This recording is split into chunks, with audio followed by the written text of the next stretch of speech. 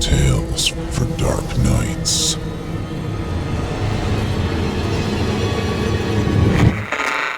Want to make sure you never miss a Chilling Tales for Dark Nights video again?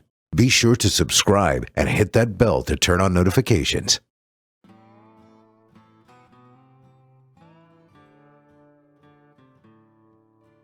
Oh, hey there, friend. Welcome back to Casa de Blood. I'd like to wish you all a happy Hispanic Heritage Month. I don't know why it starts in the middle of the month like this, but I think it has something to do with the whole siesta thing. In any case, it's taco time. And save your receipts because they're tax deductible this month. That's a fact. I got you, Chester. 5 soft, 5 crunchy. Diablo sauce, right? But let me do this episode first. He could really put 'em away, that kid. God damn, nothing gets me more excited than taco time, let me tell you. All right. Well, tonight we've got 2 tales from author P.D. Williams, whom you might remember from on this season's episodes 3 and 5, and we're happy to have him back. Oh, fuck. Anyway, smoke 'em if you've got 'em and drink those glasses to the bottom, y'all, 'cause old Drew Blood has a taco to eat. A tale to tell. But first, the pinche cabrón pendejo. I mean, the rigmarole. Sorry, y'all. I'm just really into taco time. What can I say? I'm a Texan. Hey, you're listening to the standard edition of this program. To get instant access to ad-free versions of all our episodes and hundreds of tales from our audio archives dating back to 2012, visit simplyscarypodcast.com and click Patrons in the upper menu. Sign up today. It's a great way to show your support, and you'll get a whole lot for it. And authors, send your scary stories to drewbloodhorror@gmail.com. If you're selected, you'll get that full treatment. Shit. Okay, in this first story, we join Peter, who just got up on the wrong side of the bed. Happens to the best of us. So, without further delay, from author P.D. Williams, I give you The Wooden Box. Peter, oh Peter, it's time to wake up, sleepyhead. The quiet voice drifted through the blackness of the small enclosure, like a fall leaf looking for a place to land. Peter lay sprawled across the concrete floor. His eyelids fluttered as the sing-songy voice pulled him back to consciousness. With great effort, he pushed up until he was leaning on one elbow. He was surrounded by nothingness. The pain in his head was sharp and intense, like someone was trying to break out of his skull with a jackhammer. What's going on? He asked, his speech slurred. He was woozy and confused, as if he had been drugged. He vaguely remembered walking to his car after work. Something covered his face. A rag? It had a strong medicinal smell. And then, what? Gentle, upbeat music began to fill the lightless room. It had a bouncy rhythm, a childlike quality. A brief intro was followed by a chorus of small children singing gleefully. Good morning, good morning. Let's all get up and sing. Shake those webs out of your head and dance and play and sing. Oh, good morning, good morning. It's time to move along with a do-dilly-dee and a do-dilly-doo. It's our good morning song. The tune ended with an abrupt thump. Peter continued to lean against the floor. What was that? Are there children here? Well, look who's finally up. Welcome, Peter. The voice was not insistent or urgent. It nudged rather than pushed. Please, take a few moments to acclimate yourself. Peter heaved himself up to a crooked sitting position. He had no sense of time or location. The lack of light clouded his perception. His head swayed as he attempted to make out his surroundings, but his eyes proved useless. As he continued to pull in deep breaths of air, he gradually became more lucid. When his situation became clear to him, Peter hyperventilated. His intense fear of the dark seized control of his mind and body. He was cloaked in impenetrable darkness. His terrified mind drew vivid pictures of phantom tendrils reaching out for him. They pulled him down into a pit with a withered ghoul whose hands could reach out at any time and drag its cracked fingernails down his naked arm. His neck muscles stiffened and tingled as he thought of the thing's hot, putrid breath caressing his neck, lingering there like a sticky web. His instinctive need to escape overwhelmed him to the point of incoherence. He hoped it was all a nightmare, something that would evaporate once the lights came on. But he knew this was real. It was happening. He could feel the unforgiving floor beneath his quivering body. He managed to stand upright, nearly slipping. White dots danced before his eyes and sickness churned in his belly. Despite his alarm, he did not shout for help. "That's the thing about the dark. I could be anywhere. Am I alone? Is there someone in here with me?" He thought of addressing the unsettling voice, but he also wondered what he might draw forth from the inky expanse. He felt caught between needing to know what was happening and fearing the answer. As if divining Peter's concerns, the floating voice again penetrated the void. Hello again, Peter. Now that you've had ample time to adjust, tell me, are you scared? Do you find yourself alone in the shadows, or are others standing near you? I can hear your frantic breathing. I can feel your heartbeat through the walls. Would you care to know where you are? Or are you afraid to be told that you've died and fallen into the deepest hole in hell? Maybe you're wondering if this is a place from which you can escape, or hopefully be rescued. Talk to me, Peter. Your questions pose no danger to you. Where am I? Not as far away as your imagination and distress might be telling you. In fact, you're within 10 miles of your office, and you might be relieved to learn that you're not in some large abandoned warehouse. The room you're in only measures 14 by 10, probably the size of your bedroom. This is a place that you likely drive by every day on your way to work and never take notice of it. Probably no one else does either. Why am I here? Why have I been kidnapped? Why not you, Peter? Is your life any more or less important than someone else's? But I haven't done anything. What are you going to do to me? I'm going to offer you an opportunity to free yourself. How? How am I going to free myself? With something small yet important. With something necessary for your survival. Such as? A key. Well, not so much a key as the key. Key to what? Isn't it obvious? The key to the door. You do want to get out, don't you? And no, I won't track you down or harm you in any way. Your escape comes with no consequences. All you have to do is move around the room and find that key. It shouldn't be too difficult. The room is empty. Now, keep in mind it could be anywhere. It might be hanging on a wall, dangling from the ceiling, or lying on the floor. Who knows? Once you find it, all you have to do is feel your way to the door. and step out into the glorious sunlight.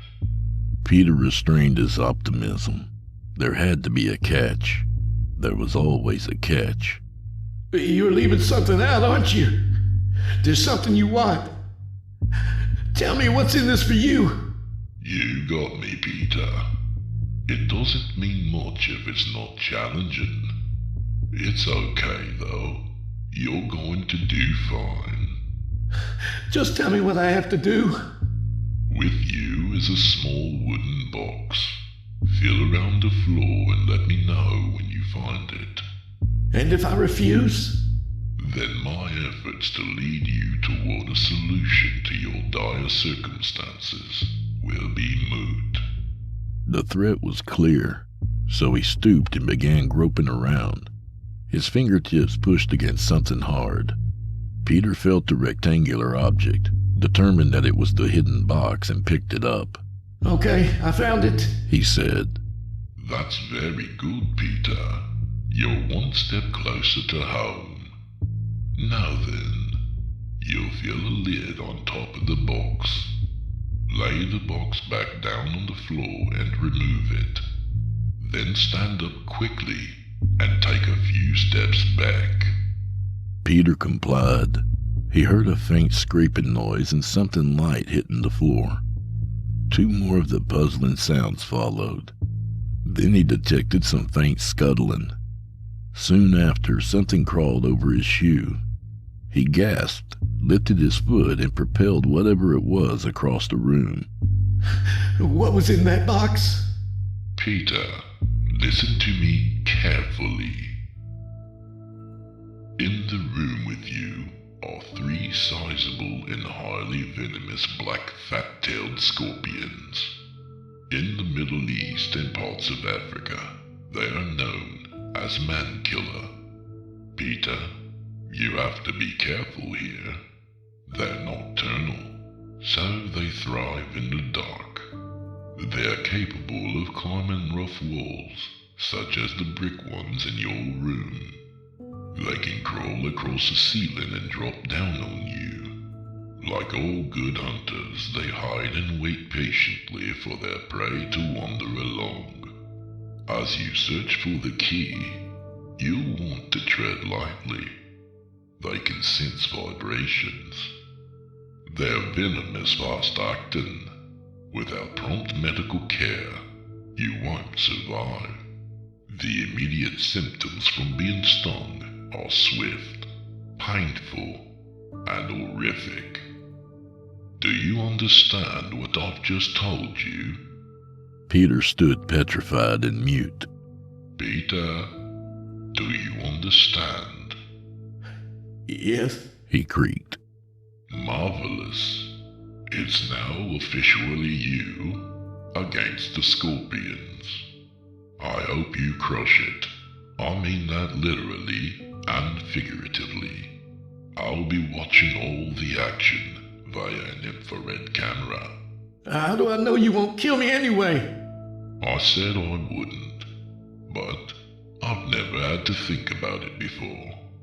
No one has escaped yet. For now, you're the next contestant. Good luck, Peter. Wait, just let me out of here. I haven't seen you. I can pull together some money. Okay, not a lot, but enough to make it worth your while. Silence. Hey, come on. Don't just leave me here. Please, please. Silence. Peter exhaled. His teeth chattered and his body trembled. Lightless room, poisonous scorpions, and a blind search for a small key. What could go wrong? His first idea was to try his cell phone, but his pocket's lightness indicated it was missing. Then he considered the door. He wondered if it could somehow be forced open. Peter suspected that pounding on it and yelling for help wasn't going to do him any good. Lord only knew where he was. Okay, you can do this. You can do this. You can do this. He stuck his arms out into the windowless room and took a step forward. Despite trying to remain poised, he felt fear, like a frigid river rushing through his veins. His unhelpful mind began conjuring images of dog-sized monstrosities swirling about the room, ready to snare him with oversized pincers and squeeze him until he was sliced in two. He shuddered as he imagined the excruciating gouge of a gigantic barbed stinger that would pump gallon after gallon of searing poison into his cracking frame. Knock it off. We don't have time for this now. Just focus on that stupid key so we can get out of here. Once Peter got himself marginally in check, he began moving again. He walked until he came to a wall, and then felt his way along until he reached a steel door. It was heavy and dense, like the type used for extra security. Tracing the frame, he discovered the knob and twisted it. Because it moved freely, Peter reasoned that it wasn't the knob securing the door, but some other kind of locking mechanism. He examined further and came across the bulge of a double deadbolt lock. Now he knew what he was dealing with. The key it would have to be. He couldn't see the room and its contents, so that was an obvious disadvantage. But he remembered hearing that the brain could compensate for a lost sense by enhancing the other faculties.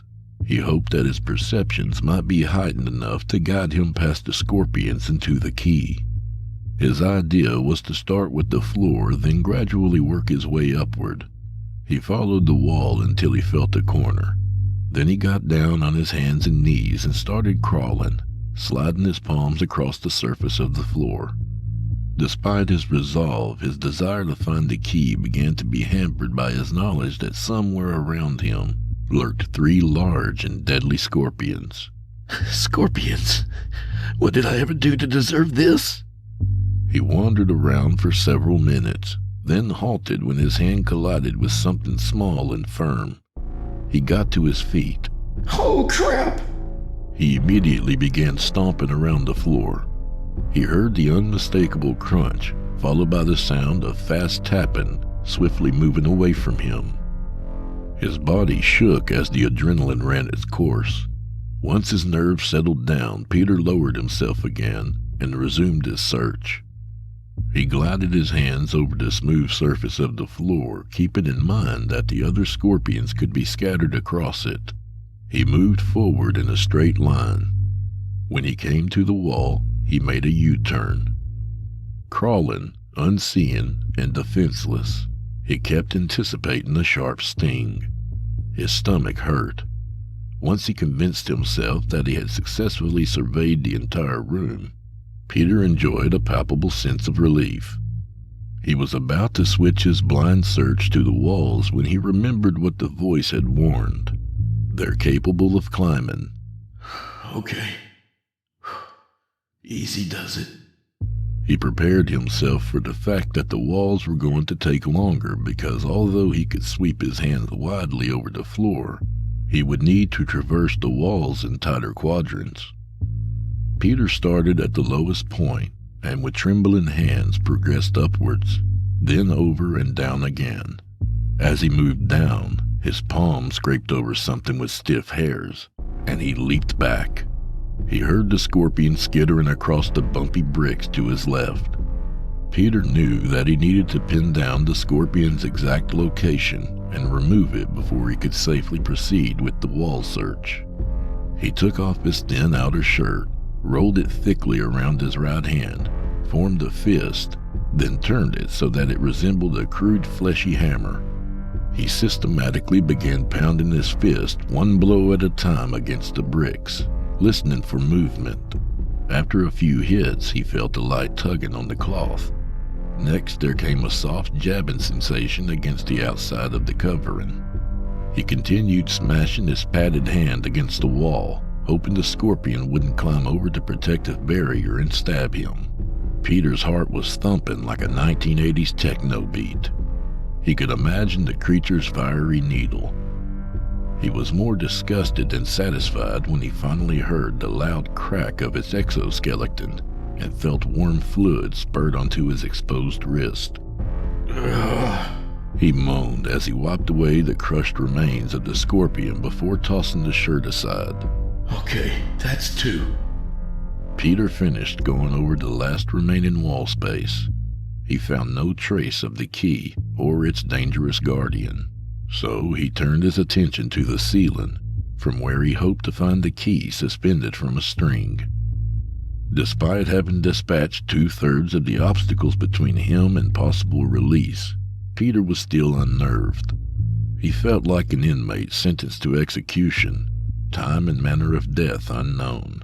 But his terror of the dark was considerably greater than his fear of the deadly hunter maneuvering around him, waiting to pounce. His muscles locked, and his staccato breathing was like the desperate pant of a trapped animal. His mind vacillated between breaking out of the black, awful cage and the suffocating horror clinging to him like a blood-soaked shroud. Oh God, is the dark getting thicker? I can't breathe. Peter's chest hitched as he pulled in short gasps of dank air. He used the breathing technique that his psychiatrist had taught him some years back. Breathe in and hold it for 3, 2, 1. Exhale slowly. He repeated the mantra until it had the desired effect. Once he regained a measure of composure, he turned his thoughts back to the key. He began working through logical scenarios.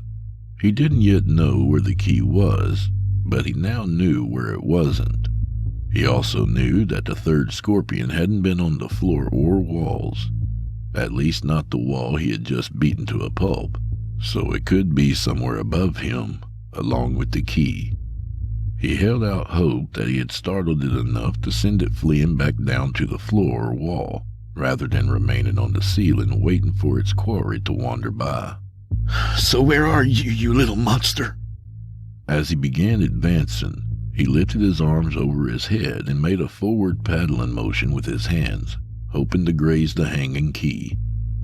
After a while, he detected some quiet clacking, but the harsh acoustics of the empty room made the sound little more than a soft echo, making it difficult for Peter to establish the scorpion's whereabouts. He shivered at the thought of the hellish creature scurrying up his leg at any second. He paused and lowered his arms. He felt the need to think things through before proceeding. I can stay still and pray like crazy that help arrives, or I can go for the surer thing and keep looking for the key, assuming there even is one. Peter wondered if anybody had noticed yet that he was missing. He had no idea how long his abductor had imprisoned him. So why, when, or where would the search for him begin and end? His only tangible hope was to find the key. Peter raised his hands high again and resumed searching the room step by agonizing step.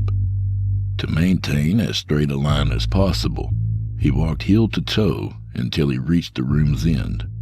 He continued to listen for the final attacker. Please God, I can't take this much longer.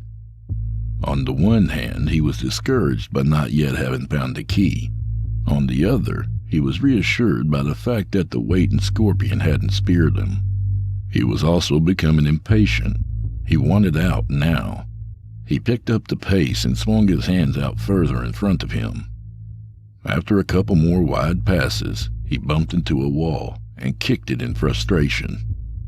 Peter sensed no air movement, just the raw feeling of something dropping down onto his head. He shrieked as he felt the scorpion scratching its way across his scalp. In a frenzy, he raked his fingers through his hair, working to dislodge it before it had a chance to strike. When his right-hand finger swept underneath the enraged arachnid, it gave his index finger a painful squeeze. Peter yelped and snapped his hand backward, sending the scorpion tumbling down the back of his undershirt. Its tiny leg bristles scraped against his goosebump-dotted skin as it slid slowly down his bare back.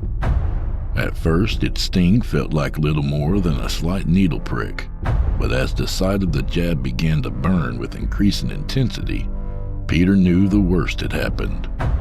His heart thumped furiously inside his chest as a primal instinct overtook him, throwing him into a mad fit of desperation. Hoping to kill the scorpion, he ran backward until he collided with one of the walls. He screamed as agonizing pain shot through his swelling back like a white-hot electrical current. Peter groaned in anguish when he felt the sinister thing's spider-like body squirming around at the bottom of his shirt. His effort had failed.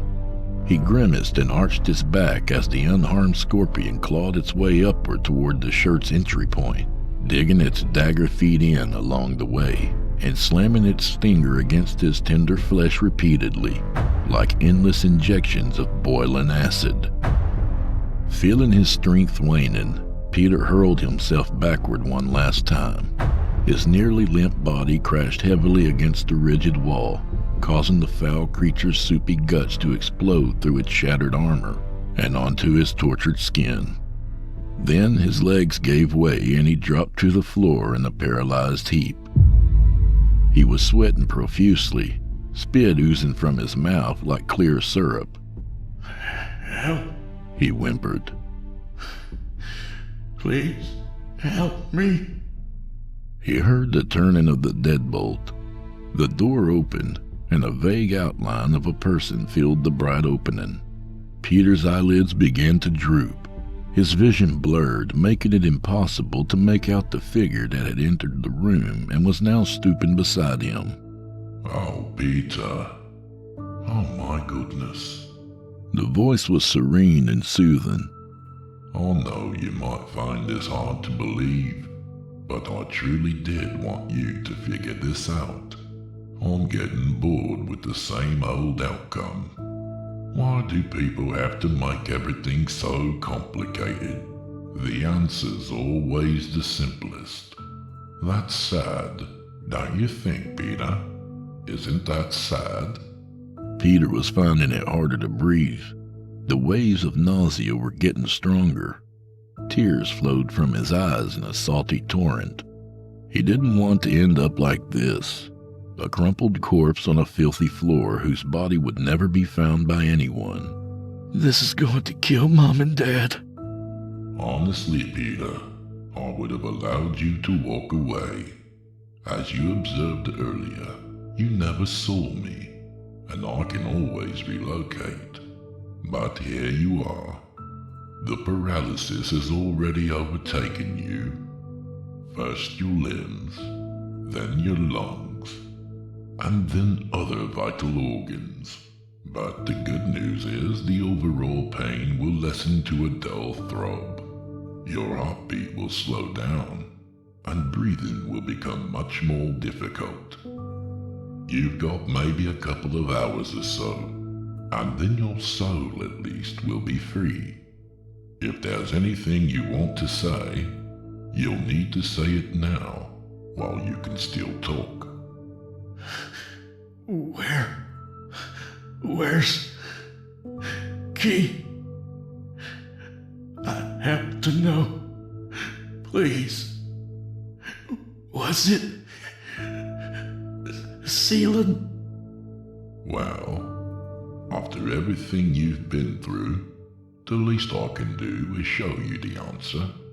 It's most logical and straightforward. Whenever something goes missing, most people tend to look all over their house for it. They turn the whole place inside out.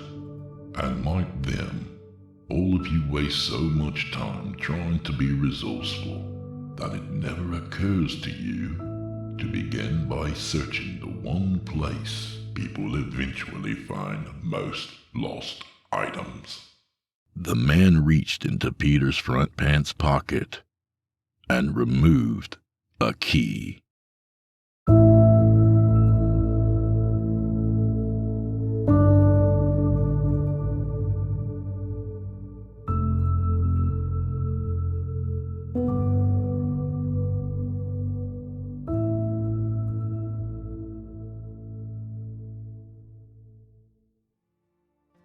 And that was The Wooden Box by author P.D. Williams. A good reminder never to overlook the obvious, and also not to mess around with scorpions if you can avoid it. I got stung on the nose once and had to walk around looking like W.C. Fields for a while. Glad it wasn't one of those man killers. Okay, so in this second tale, we join a young couple for dinner with the gal's parents. Well, that's never too awkward, right? So here's a little rom-com, PD style. Without further delay, I give you You Never Can Tell. Okay, he's here. Sarah said through breaths of excitement. Please, everyone, be on your best behavior. Sarah, relax, said her father, Bill. He isn't the first boy you've brought home. Everything will be fine. Yes, sweetie. Said Connie, her doting mother. Tonight will go smoothly, we promise. Right, Bill? I'm not making any promises yet. Oh, Bill, don't make this uncomfortable for Sarah. The doorbell repeated. Okay, here goes. Sarah said. She took a deep breath, straightened her necklace, and opened the door. You made it. She said to Mark, her new boyfriend. Sorry I'm a little late, but I missed a turnoff to get to your house. When you said you guys lived a little off the beaten path, you weren't kidding. Sarah had met Mark at a high school church retreat 2 weeks prior. She'd noticed him watching her during the daily activities, but was too shy to return his gaze. After keeping his distance for a couple of days, Mark approached her. Whereas Sarah was quiet and timid, he was friendly and confident. It wasn't long before an awkward first conversation grew into taking long walks after meals. By the end of the retreat, it was as if they could read each other's minds. He learned about her favorite bands and authors, and she about his favorite sports and hobbies. It surprised Sarah that she had found another companion so soon after her last relationship. It hadn't ended well. Come on in, Sarah said. My parents can't wait to meet you. Bill and Connie had stationed themselves in their tasteful and immaculate den. An oil painting of Jesus, who looked more like a hippie from the 60s than a laborer from the Middle East, adorned the mantel. The hopeful smiles beaming from their cheerful faces were matched only by the sheen from the clear plastic furniture covers that kept a healthy distance between the upholstery and other people's grime. You ready for this? Connie whispered to Bill. Sounds like Sarah isn't the only one who's anxious about tonight. Footsteps drew closer. Okay, showtime. Sarah clasped Mark's hand and walked into the den. Clearing her throat, she announced. Mom, Dad, this is Mark. Mark gave a sheepish smile. Hello, Mr. and Mrs. Blaine. Thank you for having me over tonight. Bill extended his hand to Mark, who shook it firmly. Hello, son. When Sarah told us about you, the missus and I said to each other, we have got to meet this boy. Please, come on over and have a seat. We'd love to hear more about you. Thanks. I'm looking forward to getting to know you guys, too. To be honest, Sarah hasn't told me much about you. The admission embarrassed Sarah. That's why I invited you over, Goofy, so you can meet them. Let's sit on the couch. After everyone was comfortable, Bill said, So, Sarah tells me you both attend the same high school. That right? Yes, sir. We've likely crossed paths in the hallway at least 100 times and never noticed each other. I'm glad we finally got to meet. Sarah looked into Mark's eyes, a subtle smile tugging at the corners of her mouth. Me too, she gushed. So, where do you go to church, Mark? Asked Connie. Grace Community Church on Broughton Street. It's not a big congregation, so we're pretty close-knit. Bill chimed in. I guess Sarah told you we're members of Holiness Pentecostal? You passed a little white building a couple miles back up the road. Nothing fancy. We're pretty close-knit ourselves. Tell me, what do your parents do for a living? Mom works from home. My dad runs a meatpacking plant. Oh, really? Which one? Hollis Meats off Interstate 40. Oh, yeah. I've driven past it on my way to the shop. How's business been? Not too good. Everybody's feeling the pinch these days. Meat's been hard to come by. Expensive, too. May I ask what you two do? Same as your folks, more or less, Connie replied. I'm a stay-at-home mom, and Bill here is the best darn taxidermist in these parts. Bill chuckled. Oh, now, Mama, don't go bragging on me. You'll embarrass all of us. Well, young man, Connie said, I hope you like veggie lasagna and garlic bread. I made plenty. You don't need to ring that dinner bell twice, boomed Bill. As they traveled to the dining room, Mark inhaled the pleasant aroma wafting from the kitchen, a combination of cheese and herbs. That sure smells good, Mrs. Blaine. We don't eat a lot of vegetarian dishes at my house. We're more the meat and potatoes type. Dad thinks because he's in the meat business, we ought to eat it all the time. Sarah caressed Mark's shoulder. Nothing wrong with that. It's great to fill up on protein. Keeps you lean. At the dining room table, Mark pulled Sarah's chair out for her before taking his place. Take note, Bill. Connie said. That's how a gentleman treats a lady. Duly noted, sweetheart. How's about I play a little footsie with you under the table instead? Sarah moaned in embarrassment. How's about the two of you knock it off? Mark doesn't know you well enough to tell when you're joking. As your father said, Connie answered. Duly noted. Then, to Sarah's momentary relief, she changed the subject. Mark, would you care to lead us in prayer? Sarah blushed. Mom, please, don't put him on the spot like that. Oh, it's okay, Mark said. I'd be honored. Everyone closed their eyes and bowed their heads. Dear Lord, we thank Thee for the bounty put before us, so that we might use it in accordance with Thy perfect will and for Thy glory. Amen. Amen, added the others. Don't be shy about digging in, Mark, Bill said. As we like to say around here, the Lord helps those who help themselves. Connie snickered. Sarah did not. Oh, Daddy, no one finds that funny. I think a little levity mixed with faith is a good thing, don't you, Mark? Connie said. Of course. As St. Teresa of Avila said, Lord, save us from gloomy saints. Hear, hear! Bill bellowed. Connie shot her husband a glare of disapproval. Now that we have all Bill's silliness out of the way, let's talk about you some more. What are your plans after high school? Mark chewed his lasagna and considered the question. Dad's pretty adamant that I follow him in the meatpacking business.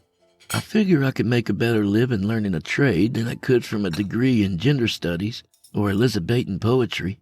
Oh, I don't know, Connie said. I think there's something to be said about expanding one's intellectual horizons. But I understand what you're saying. It's important to help carry on family traditions, as long as it doesn't hold you back from realizing your dreams. Are you and Sarah in the same grade? You look a little older than 16. Sarah's a year behind me. I'll be graduating in June. That's exciting. I guess Sarah has a thing for older men. A couple of former boyfriends were older, but not by much. Have you ever seen a dead body up close before? Mark was the only one to stop eating. Excuse me, ma'am? Connie took a sip of her tea. I asked if you've ever seen a dead body up close before, dear. Mark put his fork down and looked at everyone. I'm not sure what you mean by that. Do you mean a human corpse? Sarah giggled. Well, of course, Goofy. What other kind do you think?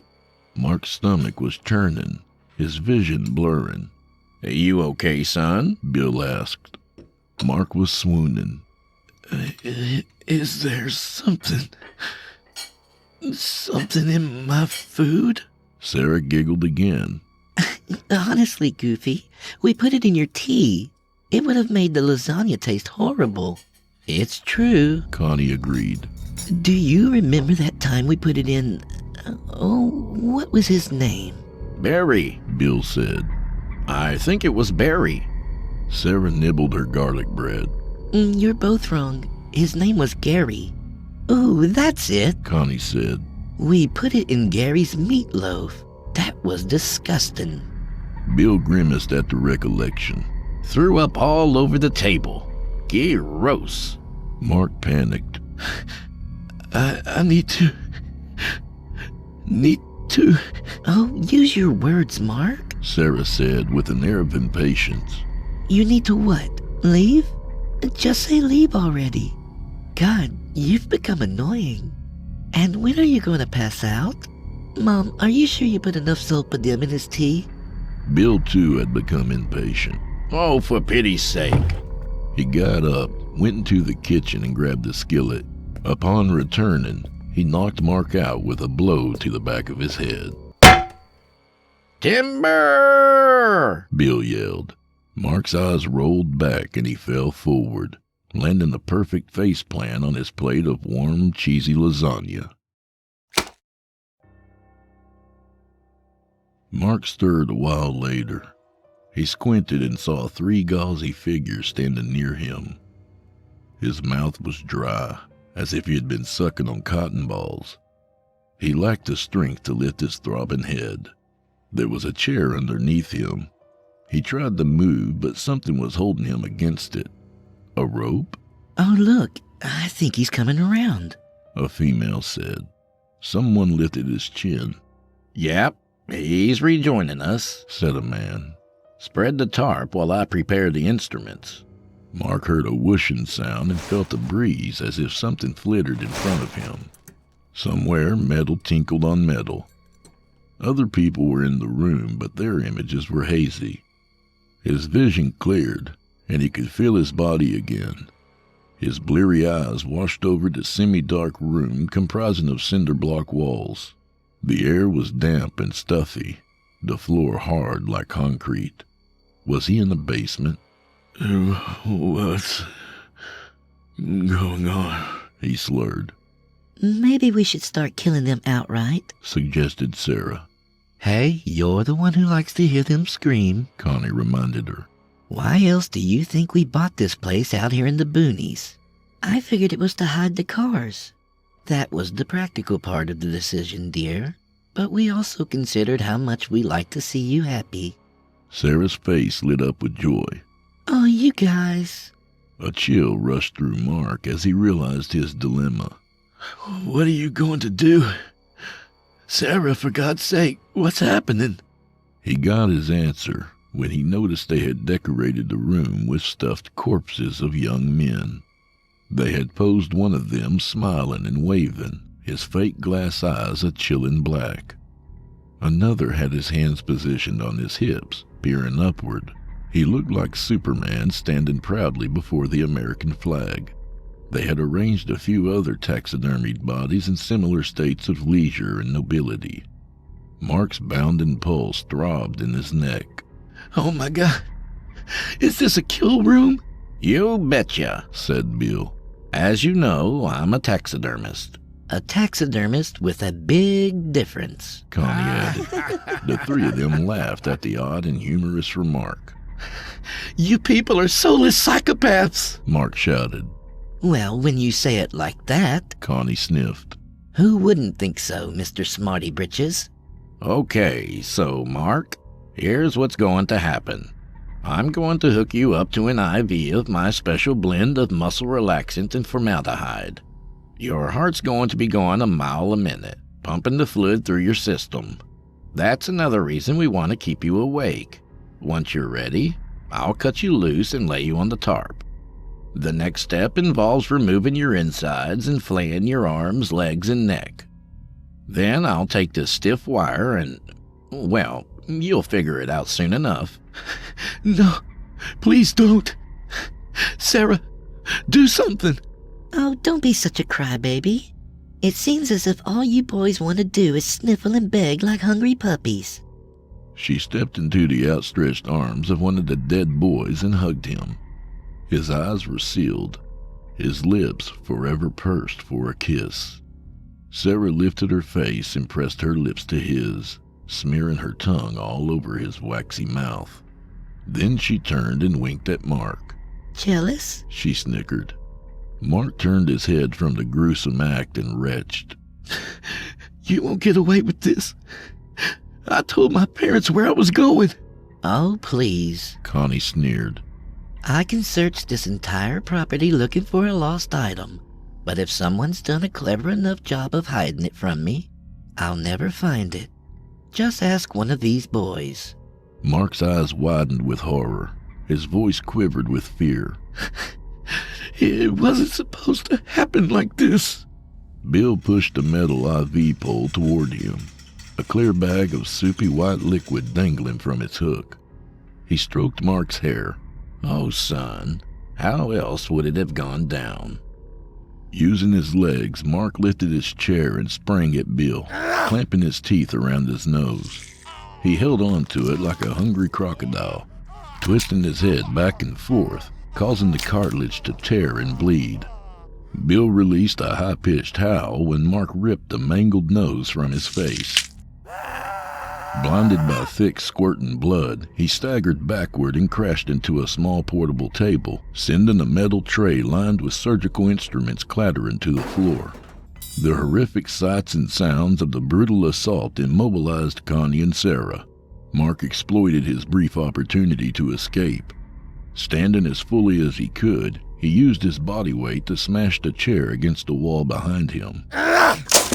He twisted free of the ropes and grabbed a large knife from the floor. Then he charged Bill, slashing his throat so deeply that his head flopped backwards on his neck, making him look like an open can of gore. Mark turned to Connie and Sarah, both still stunned and frozen. Connie looked at the sharp, bloody knife and trembled. Now, dear, take it easy. There's no need for more violence. You can lock us down here and go call the police. We won't put up a fuss, will we, sweetie? No, Sarah stuttered. Remember what you said, honey? It wasn't supposed to happen like this. Isn't that what you said? Well, it doesn't have to happen this way either. Mark's body relaxed as he lowered the knife. His face was expressionless, his eyes devoid of pity. You're right. That's what I said, honey. But I think you misunderstood my meaning. He lifted the knife and stabbed Connie in her stomach several times, twisting and pulling with each rapid plunge. Connie looked surprised and confused as she watched her contents spill out and slide down her legs. Well, I'll be damned, she chirped. Then she fell forward, her eviscerated body making an audible squish as it hit the concrete floor. A crimson pool spread out from underneath her, encircling her hollow frame. Sarah shook as a wet spot grew on the crotch of her pants. She whimpered in terror as she began backing away. Mark, please. You don't have to do this. No, I don't. But there's a lot of guys out there who will be glad I did. He grabbed Sarah's arm and yanked her onto the tarp. She struggled against him while he held her in place and stabbed her eye, producing painful ear-splitting shrieks. When he withdrew the knife, pink goop oozed from the open socket like cascading jelly. Then he drove the weapon deep into her remaining eye. Sarah convulsed as she gulped in the coppery air. Mark delivered the final death blow by slamming the blade hard into her mouth, shattering her front teeth. The thin strip of razor-sharp steel slid over the surface of her tongue, slicing a thin path to the back of her throat. Its eager tip came to a grinding halt when it broke through the back of her skull, producing a soft, wet crack. Sarah's limp arms twitched, and her legs gave way. Mark held onto the knife's handle with one hand and lowered her mutilated corpse with the other one. He looked around at the carnage, as well as his blood-soaked clothes and body. It's gonna take forever to scrub this mess off, he sighed. Then he reached into his front pants pocket and retrieved a cell phone. He speed-dialed a number and the man picked up. How'd it go? The voice asked. I won't lie to you, Dad. This one didn't go as planned. You won't believe the freaks these people turned out to be. They killed teenage boys and would stuff them like dead animals. Seriously? Oh yeah, you should see their collection. I thought you did your homework on this girl. You said you watched her at school. Well, didn't you learn anything when I had you follow her at the church retreat? It's like I told you, she's a loner that nobody notices. She's part of a small church-going family. You know, meek little lambs. Her parents are middle-aged, so they shouldn't have put up too much of a fight. Seemed like another easy kill, but I guess you never can tell what folks are hiding. Especially the religious ones. Am I right? Yeah, especially the religious ones. The two of them laughed long and loud at the obvious irony. Getting back to business, Mark said, The bodies are in the basement. You and Polly can pull around back with the refrigerated truck. I'll unlock the door. How big is the mess? I don't want to be there all night with bleach and rags. Actually, they were kind enough to provide us with some plastic tarp. It's neat as a pin down here. Well, okay then. We'll be there in about 30 minutes. You know, son, this wicked economy had me worried. Thankfully, God has rewarded our faith and trust. We should be grateful for this divine provision of fresh meat. Amen, Mark said.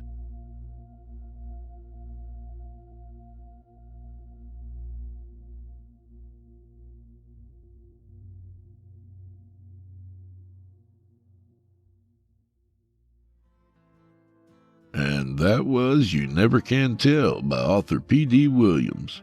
A good reminder that when it comes down to it, we're all on the hunt for something. Also, if your girlfriend looks well fed and has stuffed men around the house, well, you should probably do your hunting elsewhere. A little about the author.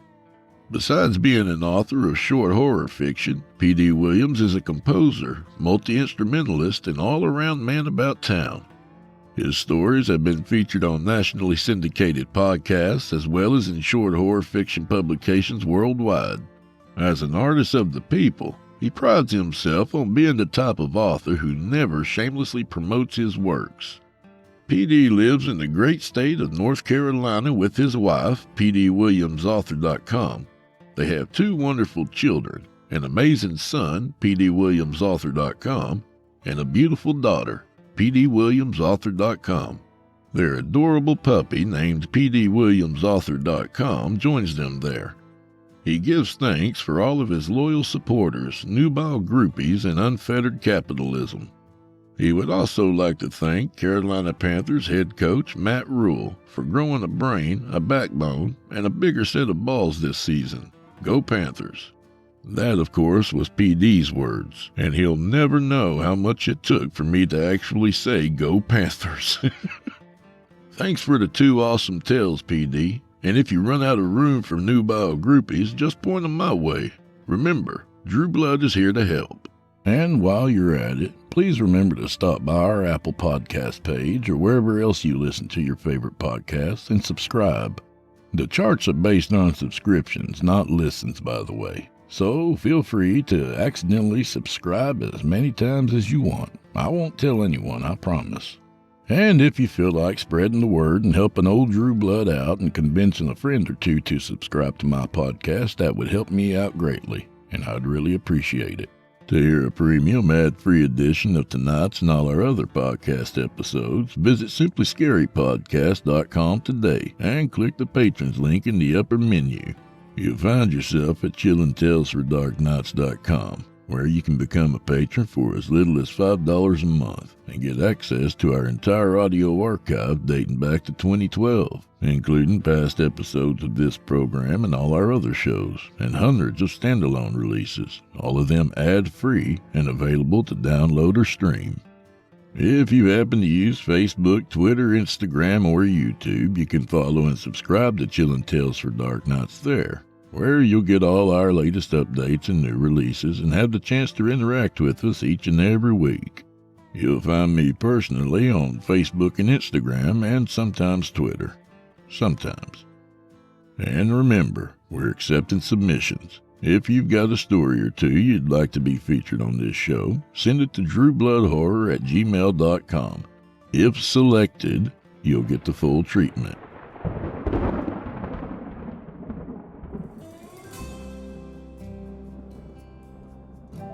Well, I'm afraid this is where we part ways, friend. At least till next week. So grab a drink for the road, or stick around for tacos, I don't mind, as long as you pitch in a little bit. I'd like to take the time to say hello to a few of our listeners. Karen Reed Cobley, Philip Kruger, and Andrew Keels. It's always great to meet listeners like y'all, and I really appreciate the comments and messages. Thank you, friends. So, Karen Reed Cobley, Philip Kruger, and Andrew Keel, and Tim Finley and Big John from Lester, England for the hell of it. May the wind be at your back, and may the road rise up to meet you. And remember, someone out there is planning to fuck you over. So before they can do it, well, You know what to do. Good night, y'all. All right, Chester. Let's get at them tacos.